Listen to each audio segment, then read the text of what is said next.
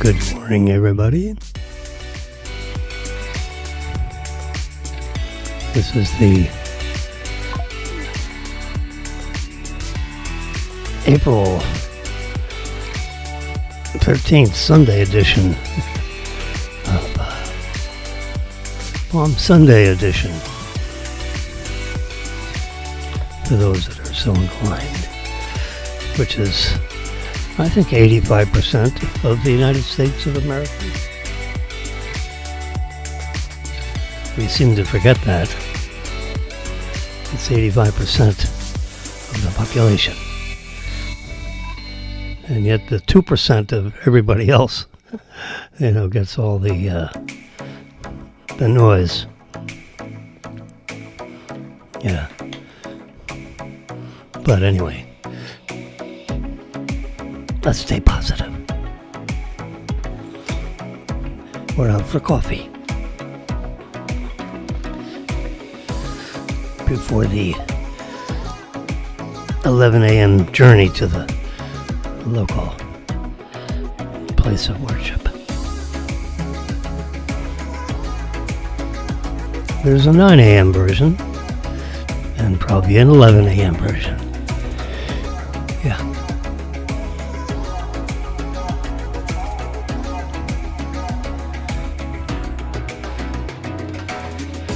Not to mention Fox, but Fox does have this Martin Scorsese unbelievable production of the entire religious experience of the year zero. And today is a special day. And, it's got 8 or 10 episodes, which are just, riveting, You really need to, you don't want to be multi-processing while watching these productions. They're probably hour segments. They're movies all in their own, but there's a number of them. And if you have the, I'm not too sure what they call it, the Fox. It's not a political channel at all. It's, it has all the Fox broadcasts. It has this special Scorsese product. You've probably seen it advertised.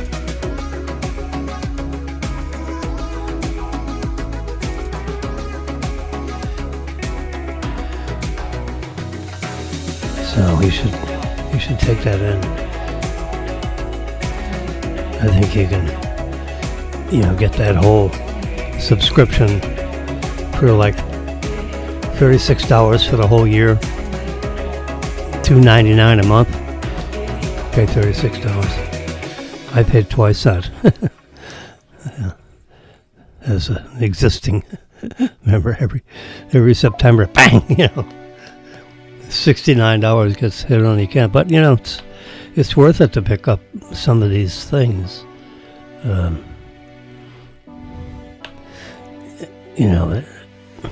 It started out a few years ago, and now they have a huge inventory of podcast shows.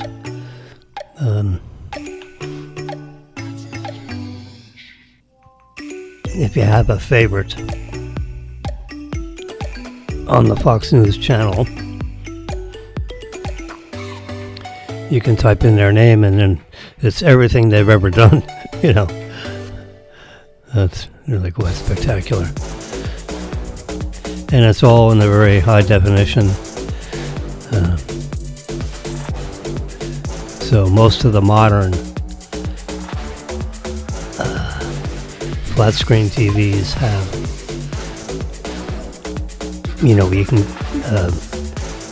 go to the apps on my Samsung. You click the middle button on the remote, the one that says Xfinity on it. It's like a translucent rectangular button, centrally located. I don't have it in front of me, but I could do it in my sleep. And then when you push that button, you arrow over to the right to the little gear doodad, and that opens up a bunch of icons. That's how I get to YouTube Live. So you can watch everything on YouTube on your big screen just by doing that. Most people aren't aware of that. You know, they just watch the channels. But if you press the middle button that says Xfinity printed on it, at least that's what my remote has. It's a gray rectangular remote. It's, you know, it's old. Matter of fact, I just called for a replacement because the central button that's in the middle of up, down, left, right, that button has been worn out. So I asked for a replacement, and then I'll have to figure out how to pair. You have to pair the remote to the TV. You know, there are instructions somewhere on how to do that. I'll worry about that when this probably comes boxed with it. I went on the Xfinity app on my phone to get this remote, and I just typed in, you know, replace remote, and I typed in the model number of the remote, and then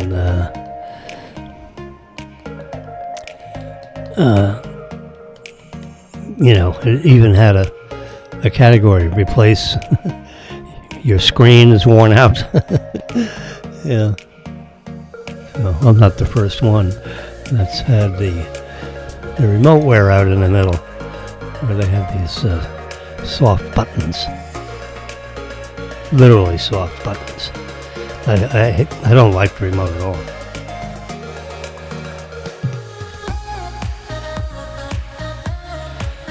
Anyhow, so let's see, I have a couple of things to show you. I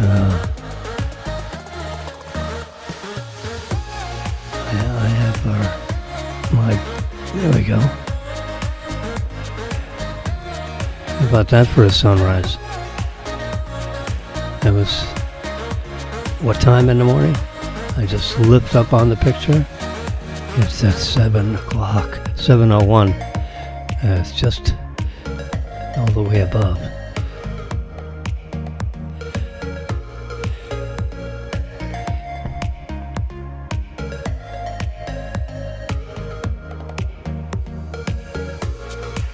There you go. That's one of my favorite ones right there. You can see the ocean. You can see the waves. We are 1 mile away from the beach. I mean, you know, like 5,000 feet away from the beach. And you can see, if I lift up on the image, it's at 7:00. That's the sunrise. It's a 10 megapixel image. You can see there. It's a JPEG taken with the Apple iPhone 16 Pro Max. I mean, it's amazing. And if you look over here in this corner, there's a bird flying. I think it's a bird flying. Or it's a windsurfer, maybe. Yeah, probably a windsurfer.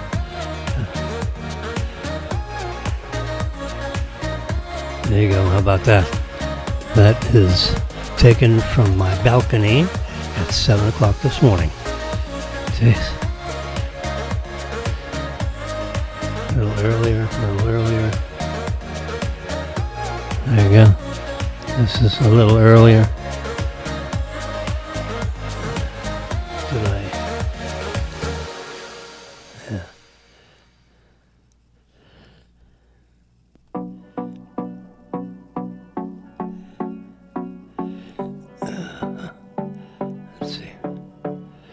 There's, yeah, that's one that's a little wider angle. Let's play with this a little, because it didn't quite look like that. So brilliance, we want to turn down brilliance so we can get to the sun. Highlights, and turn that down, yeah. Black point, turn that up. It's got oodles of color. You can calm that down a little bit, right? It looks like it's square.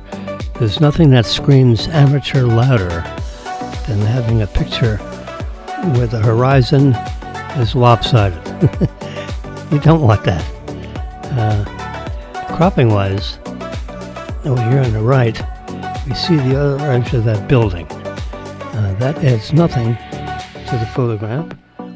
So we're gonna, and the sky is what we're interested in, and we're not interested in the side of that building either. So I'm gonna crop this in a little bit. The one on the right side is okay. And bring this down a little bit. Yeah. So that, no, let's go back to adjust. All right.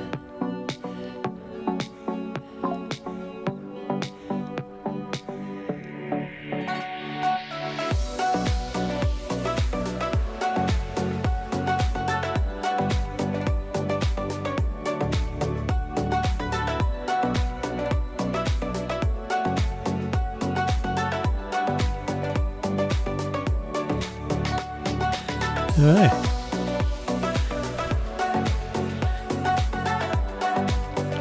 Now I'd like to take that image and go to Photoshop Express. Let's see if I can find it.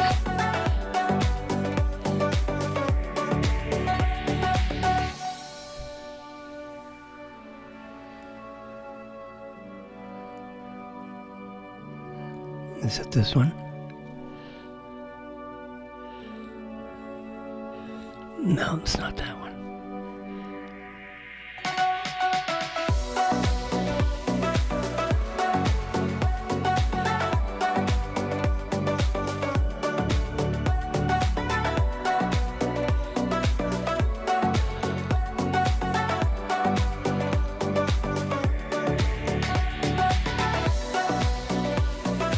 I'm searching.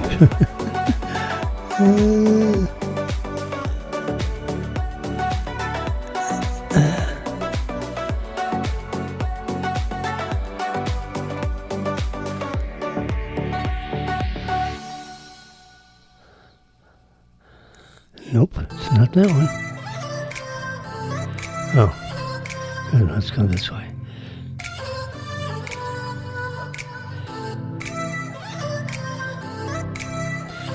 There has to be a little piece of the building on the right side.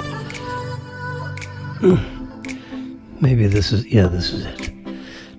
So now we're going to go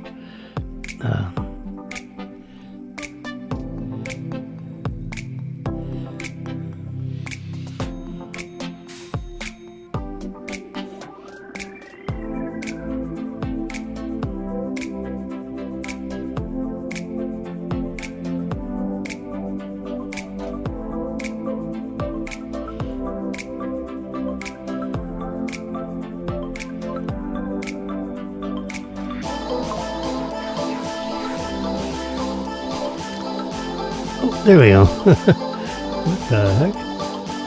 Some adjustments. I'm going to go over to dehaze. You see, dehaze. I'm going to slide the slider, and that's going to deepen the clouds because that's the way it was. And you can see the top of those clouds. Unbelievable. Apply just a tad of sharpening tool, reduce the noise a bit, too much. Yeah. Wow, look at that sun, it's halfway up.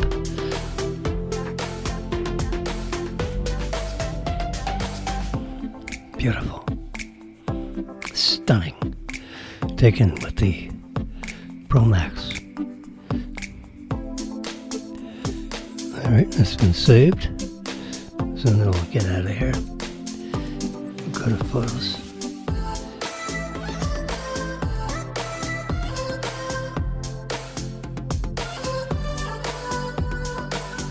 I thought you'd like to see these shots over here.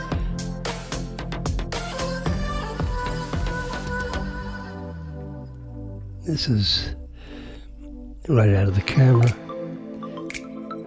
And this is going to Photoshop and deepening up those clouds. We're going to put a heart on there. Going to come over here and hit auto and see what happens. Ooh, that brightens it up a little bit. That's okay. I can live with it a little brighter. Let's turn up the black point.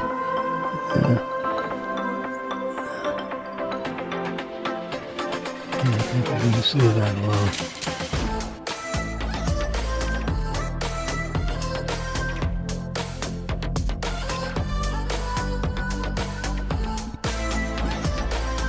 I'm adjusting this.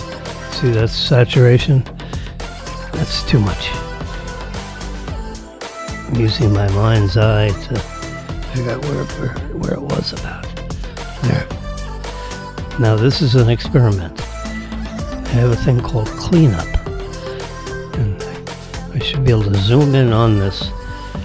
And I want to take this little cloud piece out of the middle of that sunrise.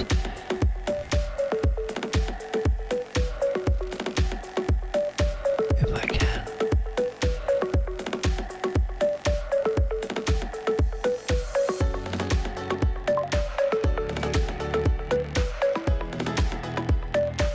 Oops. We just lost the sun. Okay, we'll go back. Pick that up. I can keep going back. Yeah, it's a little odd to have that. Let's try that again.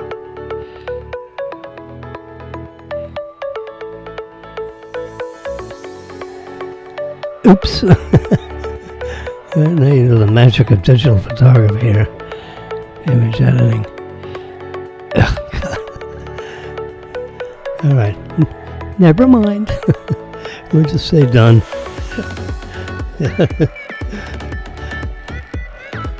Pretty nice, huh?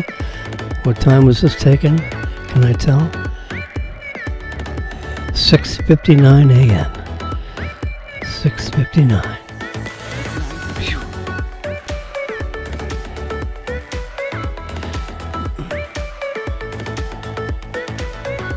Look at this. Can you believe that? Marilyn found that somewhere on Facebook. She sent it to me at 7:28. That's not when the picture was taken. So you got a SpaceX Merlin rocket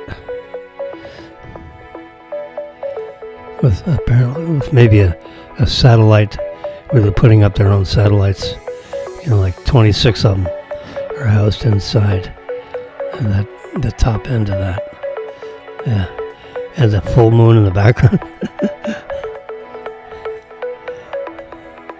I'll have to verify that is authentic and not just a SpaceX launch, plopped on top of the. We'll find the original on the SpaceX website, because the full moon was like last night, I think. That is unbelievable. That was not taken with my Apple iPhone 16 Pro Max. That was, God, where could that have been taken? It could have been taken from a drone. You know, it was up in the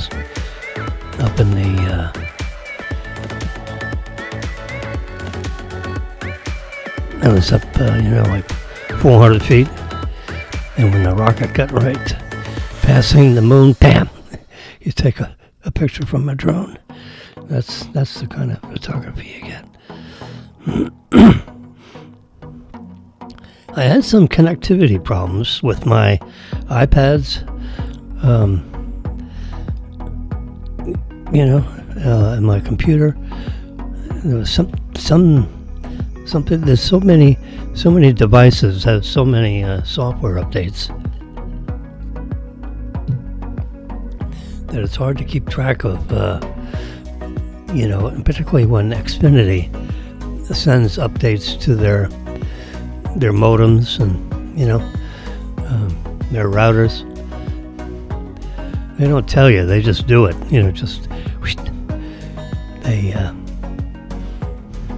They do an update. I had an appointment. I mean, this just makes me.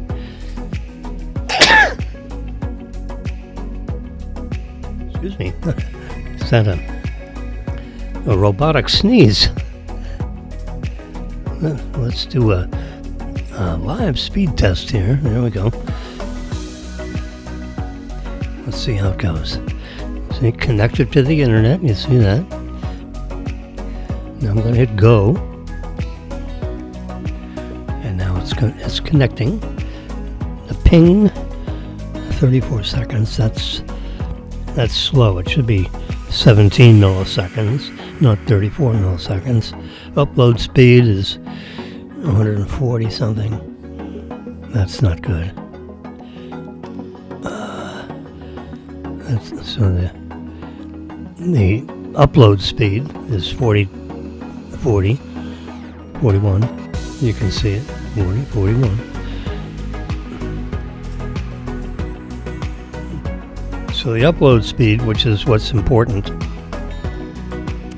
for the simulcast, I need 22 megabits per second, 22 or 23. And I got 40, so that's good. So this broadcast should not be interrupted because I don't have enough bandwidth with my router, my connectivity through Xfinity. Download speed is 168 megabits a second. That should be 4 times that. Guess I shouldn't have canceled my appointment.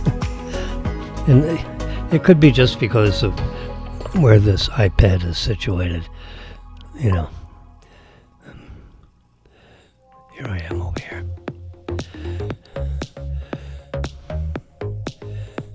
I got more. So I got my MacBook Air, which I've been showing you some photographs. Yeah.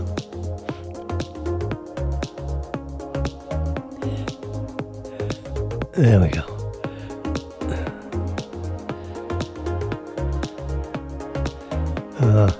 Grandson got in a car accident.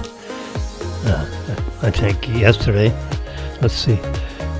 This picture was taken Friday afternoon, 2:57. Grandson is fine. Don't have it. There's a flashing light special behind him.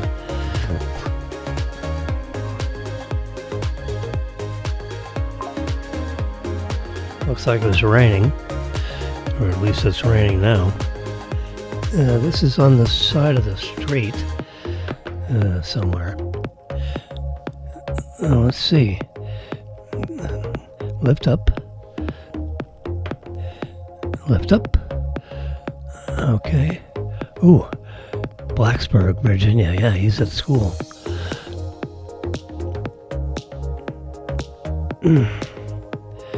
So we can see exactly, that was on South Main Street.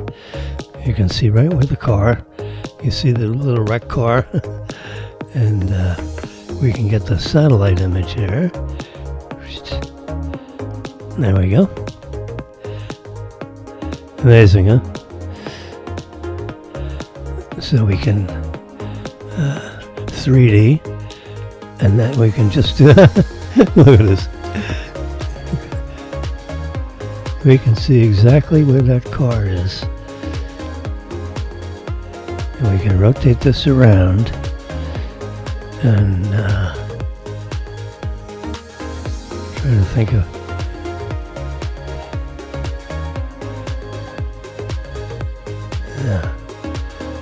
there's a mall. My daughter went to the school, and yeah.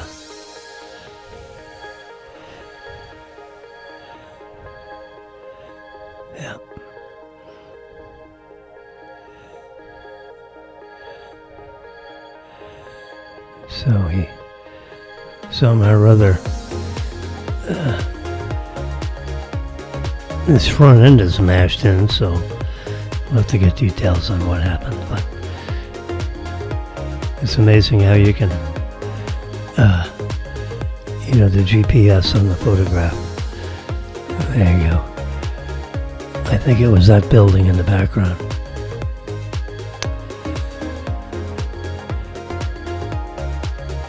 Yeah.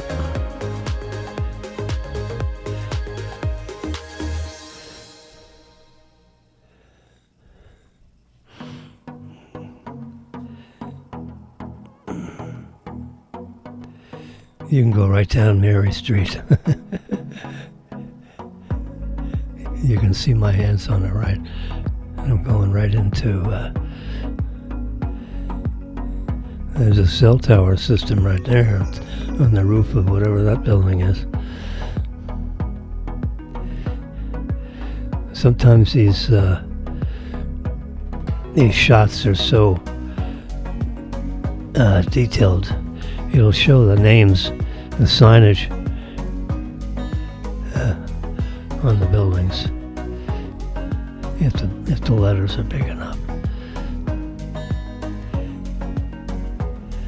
Yeah.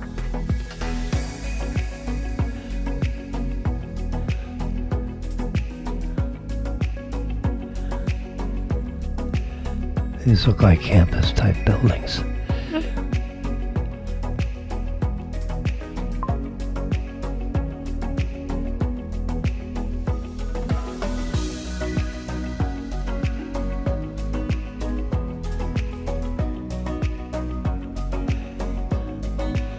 Anyway, so that's what happened.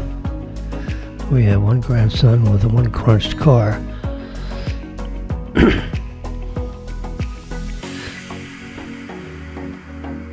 No one was hurt. Just a lot of. That's a nice car. Bam.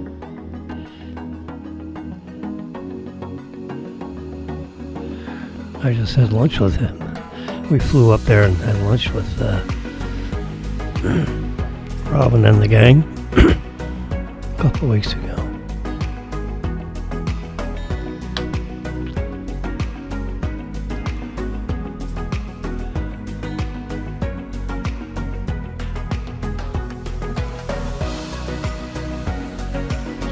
Here we go. The grandson, all the way to the right with the sunglasses on, is a 20-year-old. He had his 20th birthday party 2 weeks ago, and I had my 80th. Yeah. This is another grandson. This is Jack. That's Hudson. That's Mom. Our daughter Robin. There's Marilyn. And Jen, who have been married for 45 years. There's our son Daniel. Taking a spectacular lunch spot. Yeah. Wow. And if I lift up on this image, it doesn't show the location. It shows when I edited the shot. I have to go back to the original shot.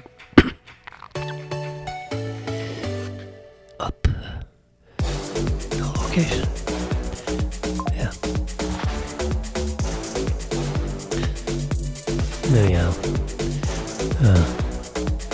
there's our stealth bombers. Look at those. They really changed the way these jets look. Can you believe how they look? That's stealth. So radar can't see it.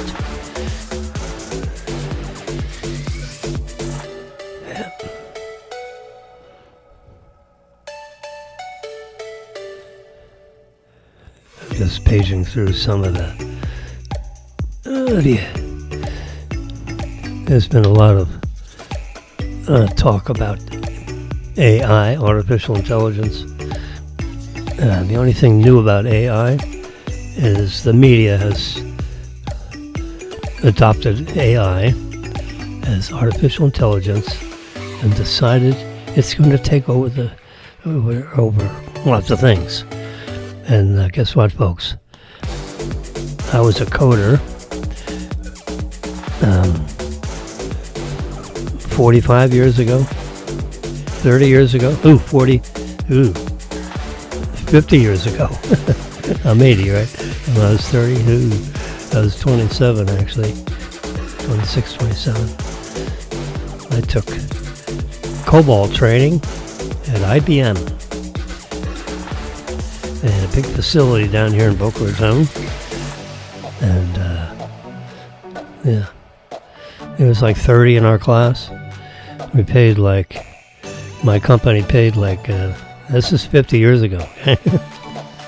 Ooh, is that possible? Yeah, 1975. And this is 2025. That's 50, no matter how you do it.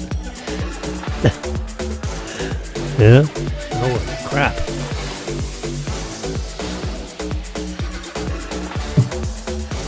The IBM people had us stand in front of the building before we went into class.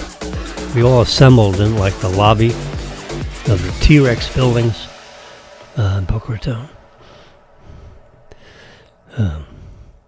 Yamato Road and I-95 quadrant, the southwest quadrant of Yamato Road and I-95.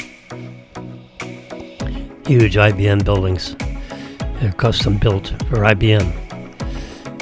Until the then governor of the state of Florida, said, I think we're going to charge a tax, the liberal governor, 50 years ago. We're going to charge a tax on the assets of your company. Well, IBM is a big company. Or 0.5% or so, whatever it was, IBM said, we're the hell out of here. And they picked up and packed up, 20% of the 120,000 people that IBM had hired into the state of Florida. And this governor, you can Google it, decided, this is a non-political show, so I'm not going to say he was a Democratic governor. He decided he was going to charge 0.5%, something like that, tax on your assets. You get income tax, our Constitution in Florida, no state income tax, so they were going to do some kind of an asset tax. It had to go through the legislature. It hadn't been approved yet, but the governor was pushing it. And IBM said, you know what? Folks, we're out of here. And we need to get out of here before that passes. So we're out of here now. So they literally packed up 5,000 of their most strategic staff and went back to their headquarters in Elmhurst, New York. And they vacated, they fired 100,000 people in Florida, in Boca Raton. I mean, the city was devastated with 100,000 engineers and everything associated with it. And you had all these people in the Boca Raton, with houses and apartments or whatever. And you couldn't give the houses away all over Boca Raton and surrounding areas. I mean, all of a sudden, 100,000 people literally got their package. It was ugly.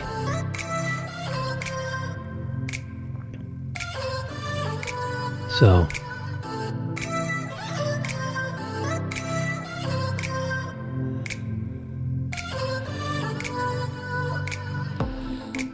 yeah.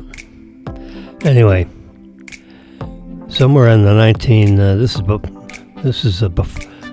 my story is before that. In the early 74. If I had to pick 72, 3, 4, somewhere in there.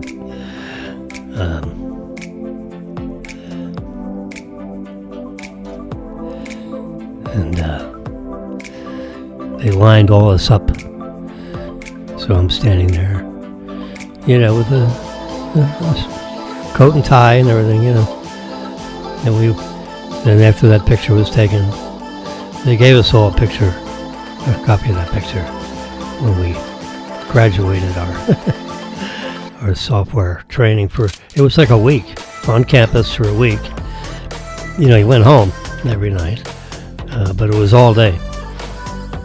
They served lunch, and, coffee and donuts in the morning, and you were out of there by 4:30. That's a guess. And you were coding, It took you through the entire coding process. COBOL, COBOL, Common Business Oriented Language.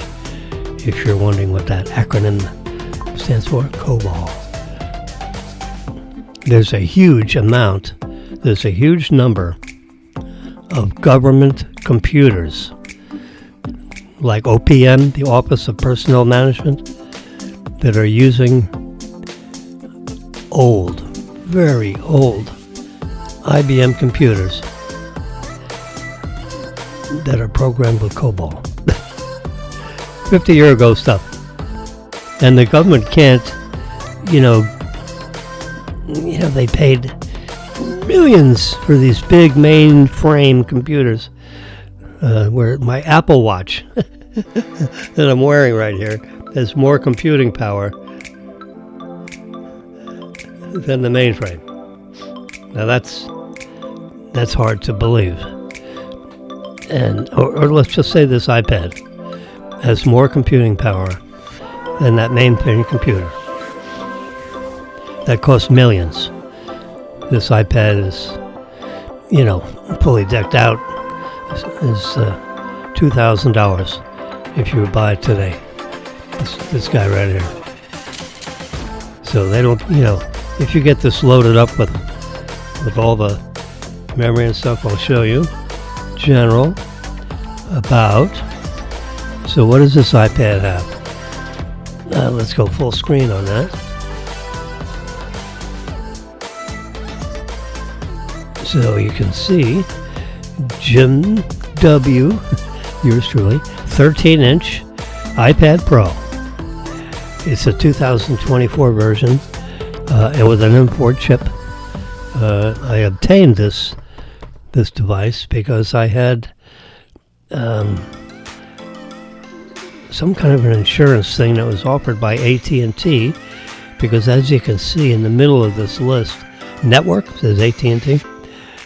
This iPad, is with an AT&T data line, and you can see right there in the bottom where it says cellular data number 561-213-8930. I mean, you could dial, you could ring, do that on your telephone right now, and this iPad would ring. And you could answer the iPad like it was a phone. Excuse me 1 minute.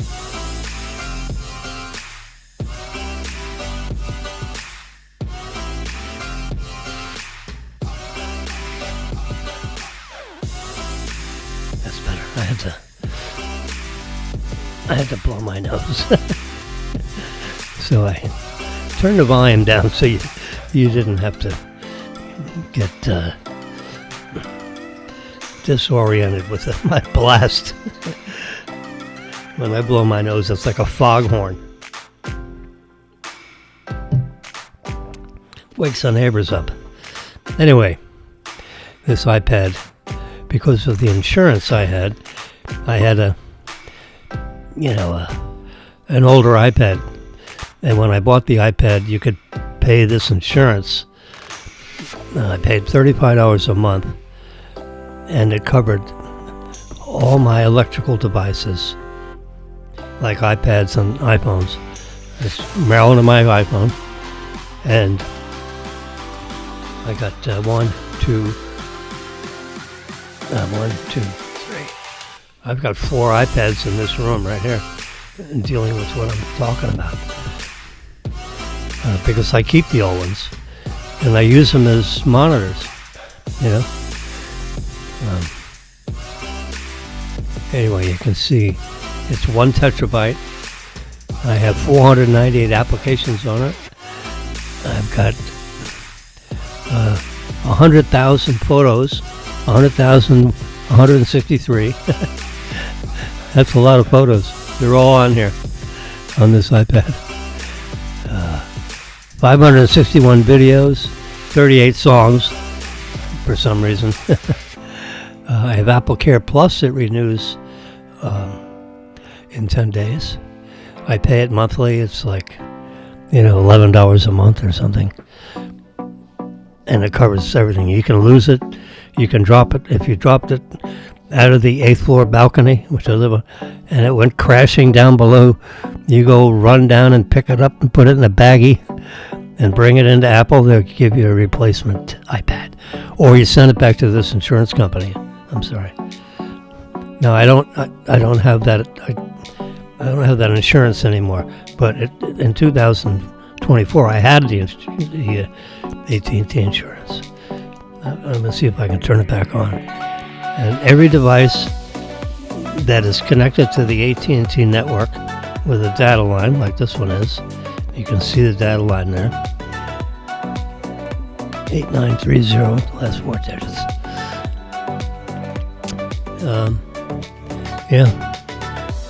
Let's experiment.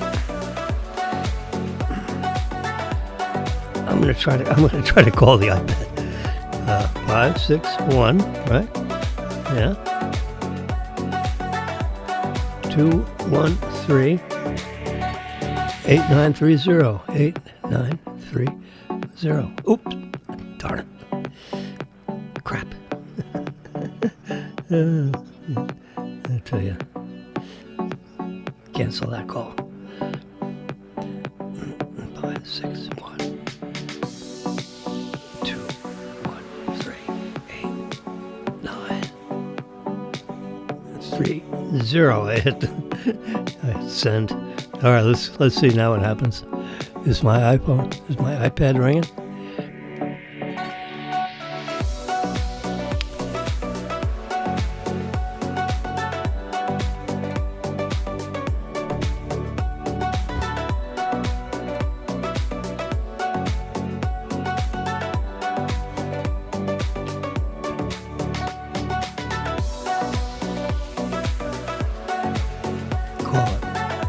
Here we go.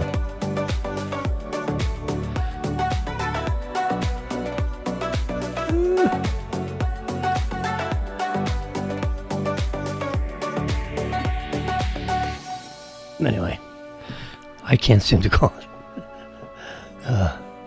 But the robocallers, these robotic calling companies that are trying to sell something, the iPads are ringing all the time because they just go through the numbers sequentially, deliver their message if they can get you on the phone.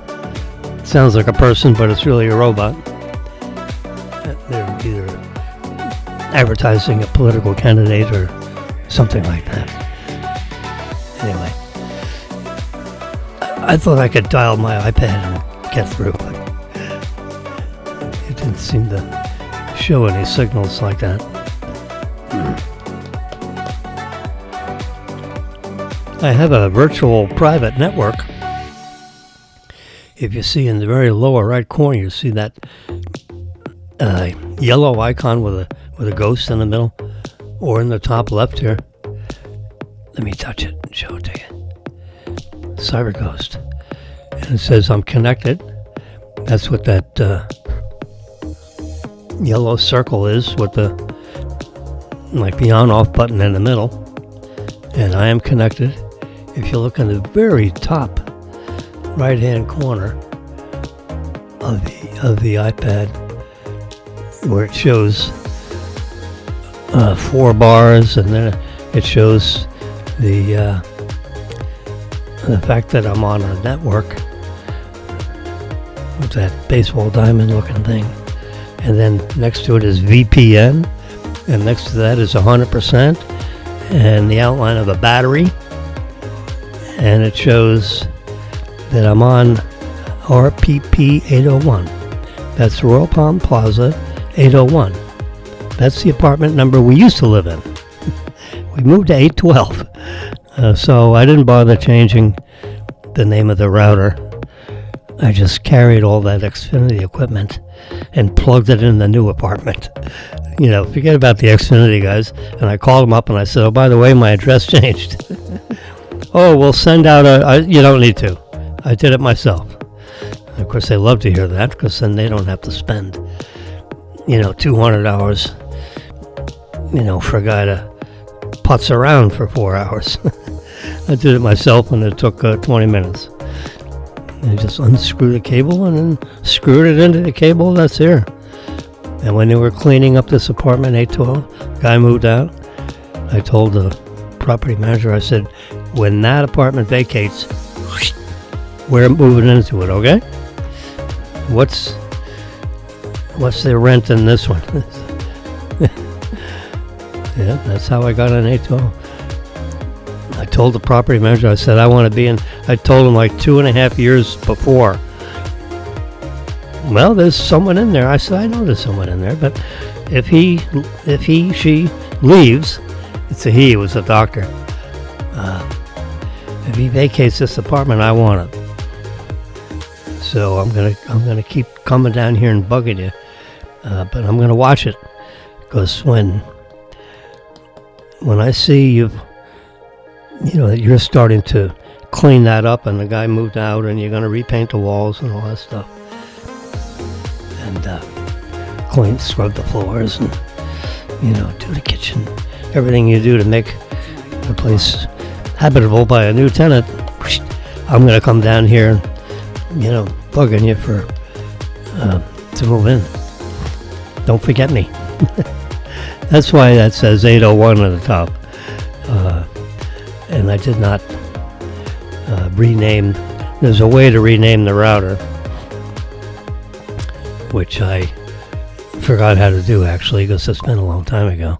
I've been in this apartment for 5 or 6 years, and we were in the other one for like 7 years. We've been in the building for like 12 or 13 years. 13 years, actually. This September, it'll be the 14th renewal. That's a long time to be in a building. Yeah. The building was built in 2004, something like that. So it's like 20-year-old building, 21-year-old building. It's not, in the world of buildings, 9-story building.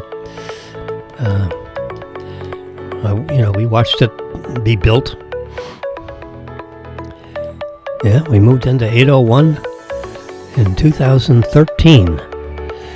And it's, 2025, so 12 years. So it'll be the 13th renewal. Sorry, I went up too many years. Anyway, this is Ghost, Cyber Ghost. And it gives you can pick the country that you want to be connected through, if you will, with regard to the internet. So you can pick London, for example, And then you can pick up all the local TV channels in London, because CyberGhost connected you through that country code, if you will. You ever watch a program and said, well, this program or this whatever is not available in your country? Well, you can, with CyberGhost, you can log into that, to one of 150 different countries. Anyway, particularly when it comes to applications, certain applications are available in the United States, some are global, some are only, European. Yeah. But with CyberGhost, your whole system can be viewed as a device that's in London, even though you're here. I'm in. So I'm connected through Miami, USA. So anything that's going to look for a country code, to validate your use of an application or a video screen or whatever. Yep. Anyway, the purpose in CyberGhost, that's just an ancillary benefit. The real purpose is it keeps the bad guys from getting through to everything that's in your iPad or your iPhone or your computer. I have 2 computers and 4 or 5 iPads that are active. I got 1, 2, 3. I got 5 iPads in this den. Marilyn has 1. I've got 4. I got one good one. Marilyn's got 1 new one, and so we got 3 new iPads, and 4 old ones. And when they get a little too seasoned, I go to a place in Tampa called Make Me a Deal, but their web address is Mac Me a Deal for Macs. So if you have a Mac computer or a MacBook Pro, Mac MAC MacMeADeal.com, and you can buy used stuff. You can sell your used stuff to them. You just tell them the condition and give them the product number and the serial number, and they'll make you an offer, through email. And if you like the offer, then you package it up and send it to them. They'll send you a box if necessary, and you UPS it to them. And within a day that they receive it, or 2, they guarantee 2 days, and you get it, the same day, because they get their UPS deliveries at like 10:30 in the morning. So by 4:30 in the afternoon, you got a deal in your email. If you like that deal, you package up your iPad or your MacBook or your iPhone, anything Apple, and you send it to them, and then I sold a couple old Apple Watches to them, and then got a new Apple Watch.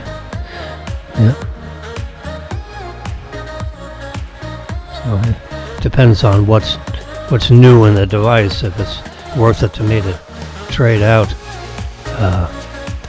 an old Apple Watch. I have an Apple Watch here,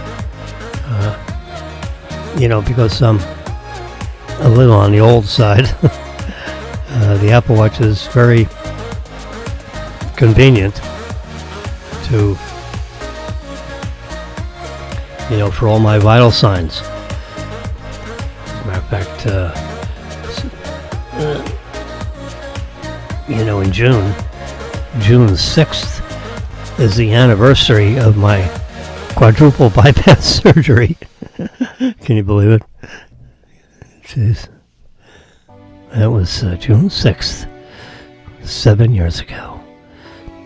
No, this is April, May, June. So it's 6 years and 10 months ago. On June 6th. Yeah. I was in the hospital 8 or 9 days recovering. And then they kick you out. Say, Mr. Wilson, you're done. You're in good shape. Adios, amigo. Jeez. Insurance paid a couple $100,000 in surgery and hospital fees. Can you imagine?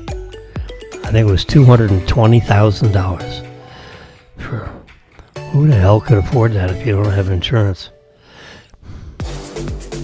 Well, I had that almost 7 years ago. But my Apple Watch, circling back to the Apple Watch, the Apple Watch is what set off an alarm on my wrist. And it didn't talk to me, but I looked at the dials on it, and it said, your pulse is 156. And I immediately, and I'm sitting on the couch watching the news at 6:15 at night, right? I am literally on the couch watching the news, and it's not like I saw something on the news and I got all excited. I was just sitting there listening to the news,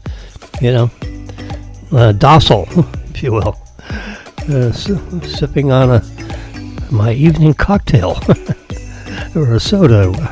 I don't know what I was drinking. Anyway, but my pulse went to 156, and my alarm went off on my watch. Because it says, it seems like you're sitting on the couch and your heart rate just went sky high. And I guess I felt a little something. So I immediately grabbed my blood pressure thing, which I have one of those cups right here. This little guy. It's all one self-contained unit. Doesn't have any hoses. It's got its own little pump right in here. It's magical that they had. I'm trying to figure out who the hell makes it.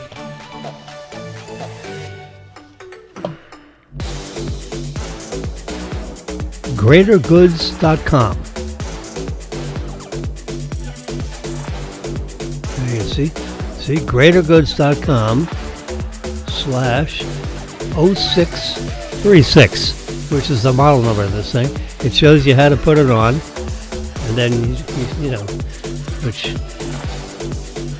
is designed for a 5th grader to do, or 4th grader, or 3rd grader. It's all right in here. It's rechargeable lithium battery in there. You just turn on the on switch, put the cuff on, push the button, and it gives you a reading in about 30. You sit on a chair with your feet straight to and my blood pressure was 200 over 110 or something. I said, oh crap, that's not good. So I tapped on Marilyn was outside talking to her sister on the phone. She went outside and closed the sliding glass door so I could watch the news without hearing her conversation. Not that it was private, it would have been disturbing, her sitting there on the couch talking to her sister while I'm trying to listen to the news. So she just stepped out in the patio. And I'm sitting, comfortably watching the news, and all of a sudden my alarm went off on my watch. I'm thinking, oh crap. So I did my blood pressure, and I said, oh crap, there's something not right. So I said, Marilyn, let's go to emergency right now. So so she drove. I said, I'll tell you what's up when we get in the car. Just get some stuff. We're going to be in a hospital for 6 hours, maybe 6 days. That's just pack up whatever you need. your phone and your iPad, whatever the heck you need, a book, and I had my package in a bag all set with a charger. And I figured this is gonna be a while, so and sure as hell they did a blood test and they gave me a heparin drip with a nitroglycerin drip. The heparin is an anticoagulant, so you don't get blood clots, which is characteristic with a potential issue like this. And then they gave me a nitroglycerin drip, which dilates all your capillaries, which will tend to drop your blood pressure rapidly. That's why they say, heart patients should have a little vial thing that unscrews on your keychain, so you can take you can suck on a nitroglycerin pill on your way to the hospital, because that'll tend to start dilating your capillaries and drop your blood pressure. I don't have any of those. I should. You can also chew up an aspirin. An aspirin has magical effects on your cardiovascular system. Of course, I didn't do that either. I was in such a hurry to get the hell out of the place. I didn't think of sucking on an aspirin, which is, terrible tasting. But an aspirin, acetylsalicylic acid. If you want to know what the content is of a Bayer aspirin, it's acetylsalicylic acid. I mean, you can spell it out. AKA Bayer aspirin. A 325 milligram pill. You just chew on it and suffer the terrible taste. You can just leave it in your mouth for 20 or 30 seconds, and then you can wash it down into your stomach. But in the mouth, it gets into your circulatory system really fast through all your, the wet glands and surface area inside your mouth. And then just wash it down, and that has magical benefits to your cardiovascular system. My former father-in-law, he passed away, Dr. William R. Hill, he told me when I was like 25 years old, 26 years old, and married to his daughter, Steele Hill became Steele Wilson, and we had Lee and Robin. Anyway, so he tells me he was president of the Virginia Medical Association, very highly respected doctor in the Virginia community, and he told me, take an aspirin like a vitamin pill every morning. A baby aspirin, an 82 milligram aspirin, Bayer aspirin. It's called a baby aspirin. It's a low dose aspirin. It's a little tiny yellow pill. Take it. If you take vitamins in the morning, take one of those with also. Doesn't matter how old you are. He said, I can tell you this, my arthritis patients, and a lot of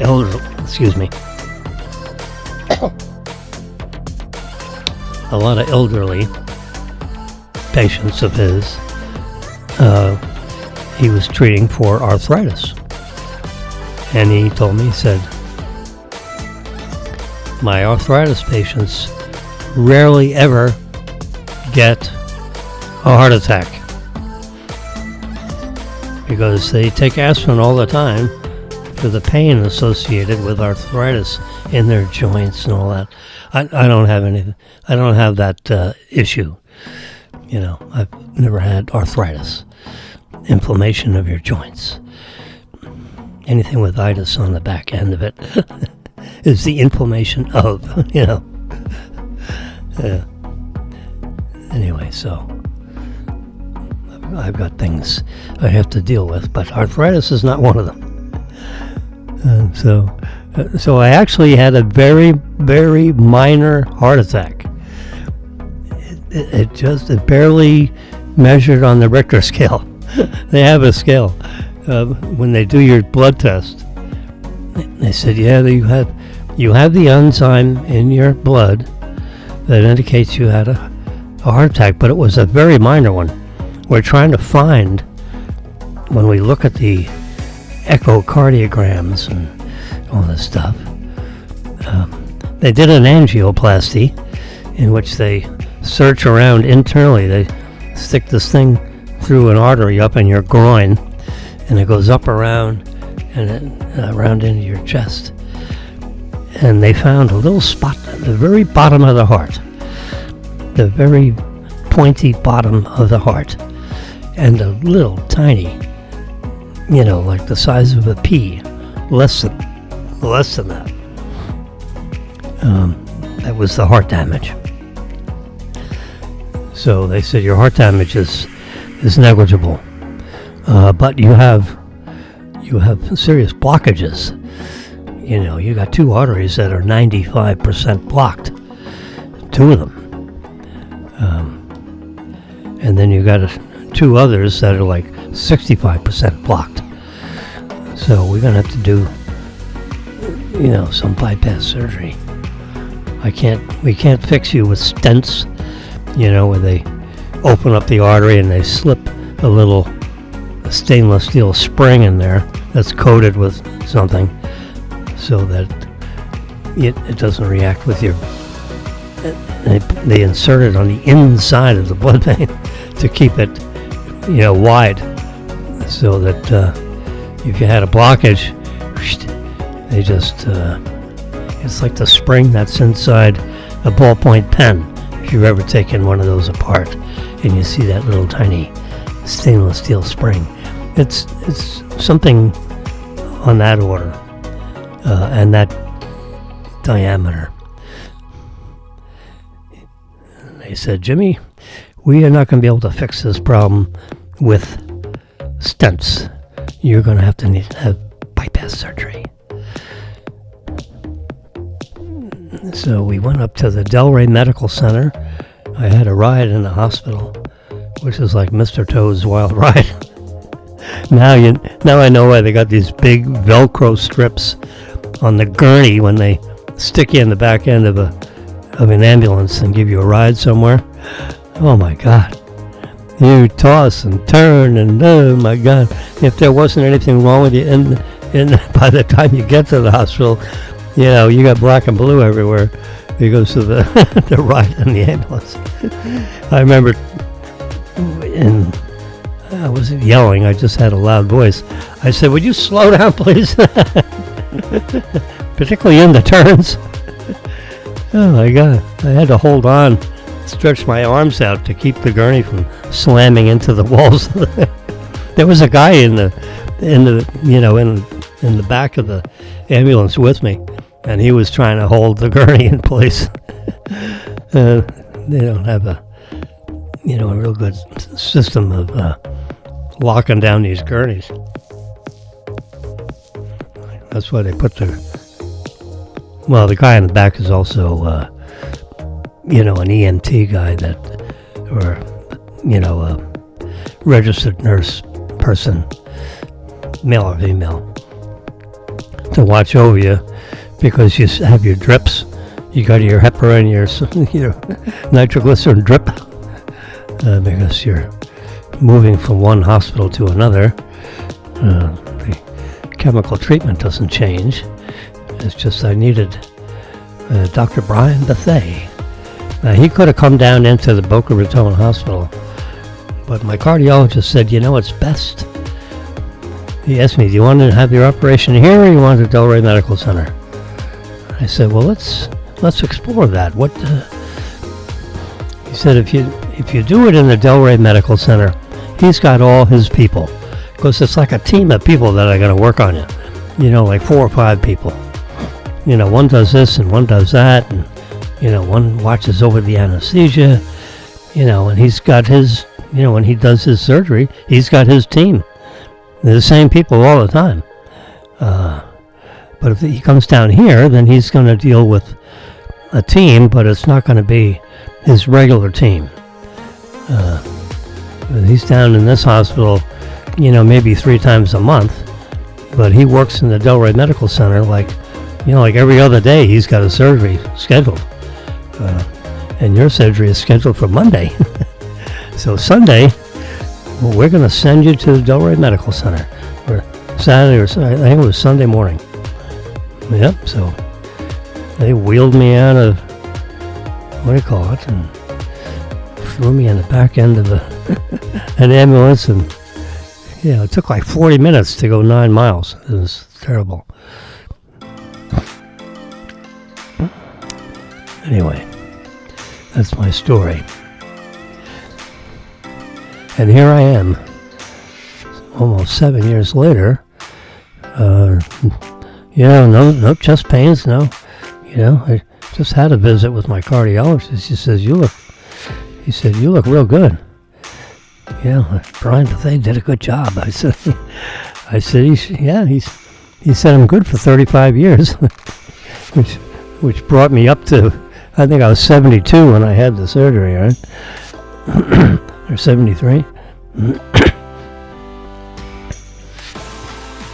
So you had 35 years to 73.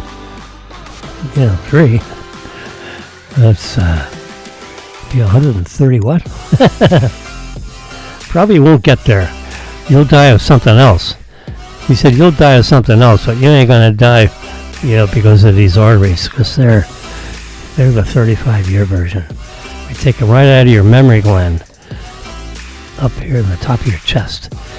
We don't use the arteries in the leg, because they last about 10.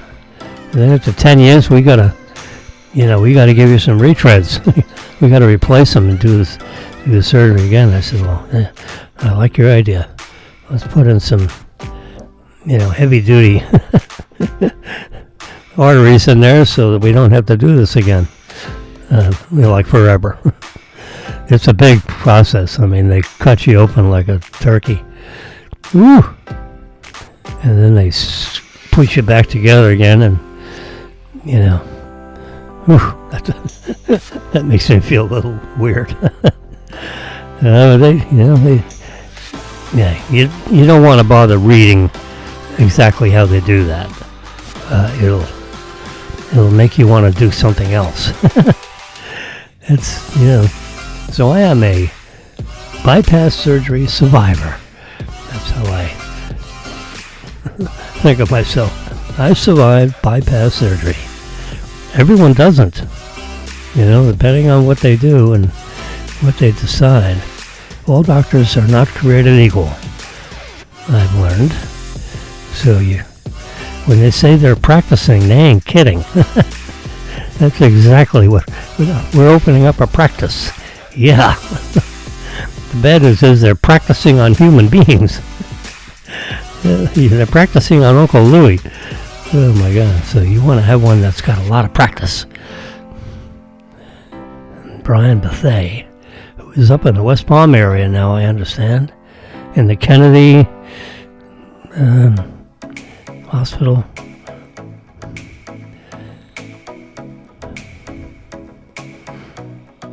As John F. Kennedy had, that was his summer residence when he was president.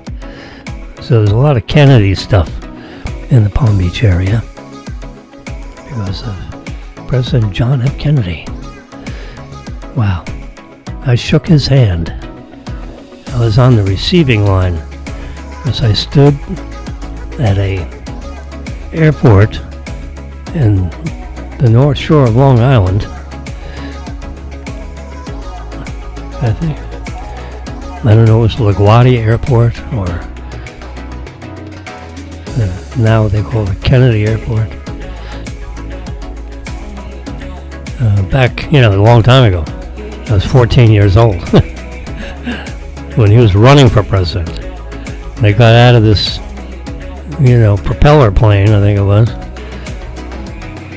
And, back a long time ago when they didn't have these massive crowds that they have now, where you can't get within, a half a mile of the candidate.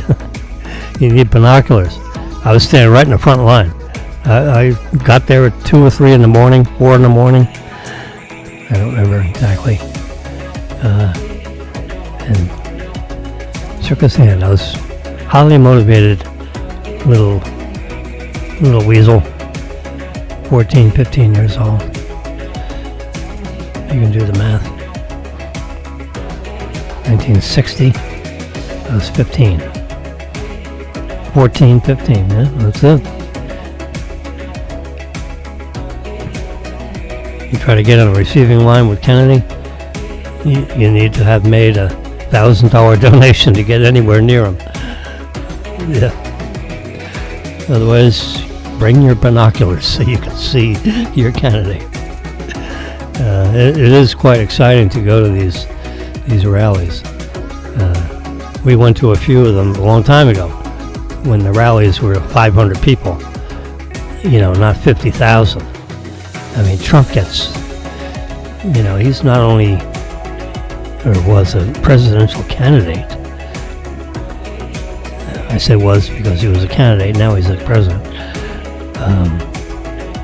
But just to be in such a, he's not only a candidate, but he's a celebrity.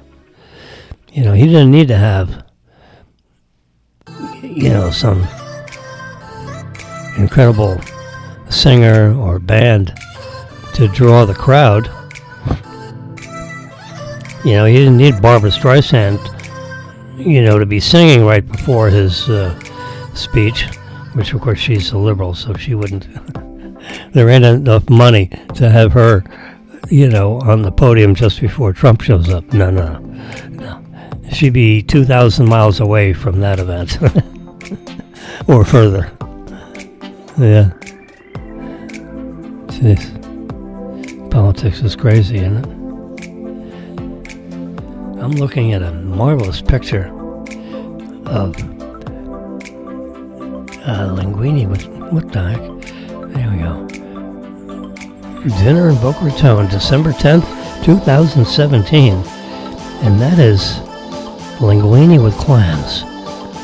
Clam sauce. I made it myself. That's spaghetti with linguine with clams. And you can see, and there's a lot of mushrooms in there. Oh, gosh, that's so good. This is like a slideshow. I let it go. There's different pictures you're seeing. Chops. Yeah. Delicat. Pure. Oh, this is my cat food. Okay. God knows what comes up on this thing here. Maybe that linguine with clams was a leftover. I don't know. I see that container. It looks like leftover clam juice. This is a show, TV show. The Next Revolution. Yeah. There's Marilyn and the famous owner of or manager, head coach, Dallas Cowboys. There we are. Chops in Fort Lauderdale. Manager of the Chops in Fort Lauderdale. Beautiful young lady there, huh?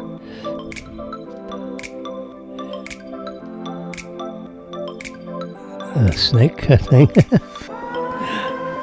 bunch of Indians. Oh, there's me.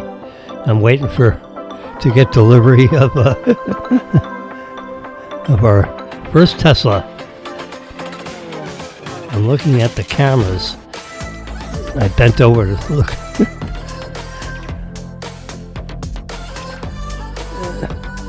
There's the car. That's our first Tesla. See the license tag, 284Q. That tag is on. We're on our second one. 3-year leases. Can I stop it? I can't reverse pinch it. It's like a slideshow picture. That's it. Jet black. Well, you got another one, same thing, jet black.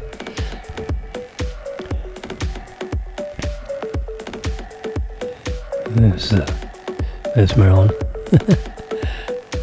All right, stop the slideshow. All right, folks. It's 10:30. Marilyn is going to call me, and we're going to go have some breakfast somewhere. So you all have a great Sunday. Celebrating Christianity.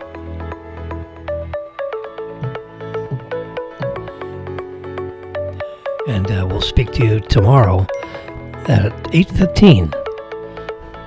Be there or be square.